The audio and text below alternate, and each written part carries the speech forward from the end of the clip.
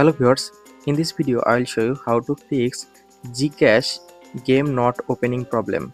So let's see the step. First of all, you need to open settings. So go to the settings. Now scroll down and click on apps.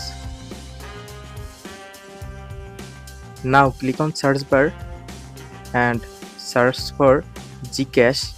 Now click on Gcash. Now scroll down, click on storage. Now click on clear cache.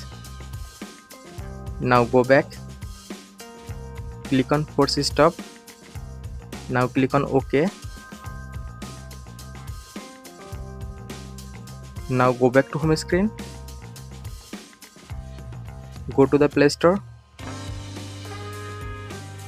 Click on search bar and search for Gcash.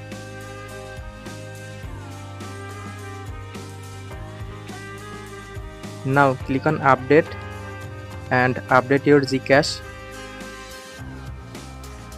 After updating your Gcash app, now restart your phone.